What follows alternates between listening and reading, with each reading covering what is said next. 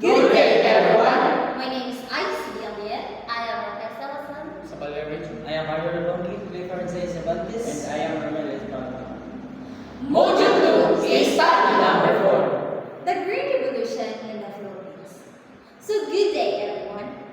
Going back to the years of 1960s and 1970s, at the time, the Philippines, our country, was facing rapid population growth. The demand for rice was increasing, but the agricultural production was not enough. So, daghang pamilya ang naglisod og pangita sa pagkaon. And then the country faced food shortages. Because of this crisis, a major agricultural transformation was introduced, which is the Green Revolution. It promised one main goal: to increase food production and prevent hunger. So today, we will examine how the Green Revolution helped the Philippines and also what challenge comes with it. The Green Revolution was strongly based on science and research. One key institution behind this movement was the International Rice Research Institute, or IRI, located in Los Baños. IRI developed high-yielding rice varieties such as modern hybrid seeds that could produce more grains per hectare compared to our traditional varieties. Aside from improved seeds, the Green Revolution promoted by use of chemical fertilizers, use of pesticides, improved irrigation system, and farm mechanization. Through this scientific innovation, the rice production significantly increased. So clearly, the science played a central role in solving food insecurity. So, according to the Food and Agriculture Organization, the Green Revolution helped reduce hunger and improve food stability in many Asian countries. In the Philippines, rice yields improved and supply became more stable.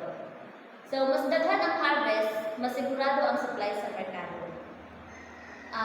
For many farmers, higher yields meant higher income. It also strengthened national food security and reduced dependence on imports during certain periods. From this perspective, the Green Revolution was a success. Pero ang pangutana karon, kung successful ang pagtaas sa production, nganong dibitihan pa man gihapon karon? Was the productivity the only thing that mattered? Well, production increased, environmental consequence also appeared. According to the United Nations Environment Program, excessive use of fertilizer and pesticide can cause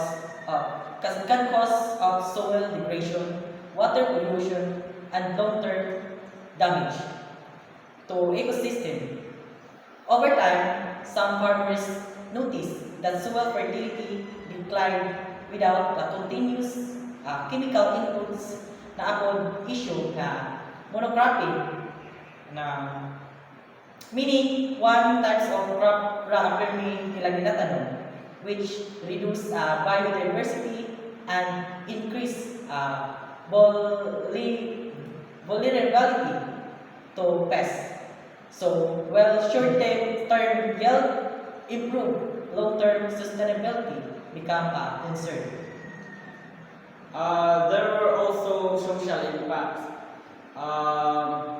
Studies supported by the World Bank show that farmers with more capital benefited move from Green Revolution technologies.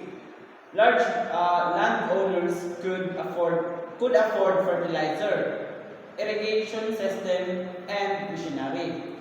But small farmers often had to borrow money to buy inputs. So kung dili maayo ang harvest, maglisod sila o bayad sa ilang utang. And this created inequality in rural communities. So while some farmers progress, others struggled with debt, sa ilang utang and financial pressure.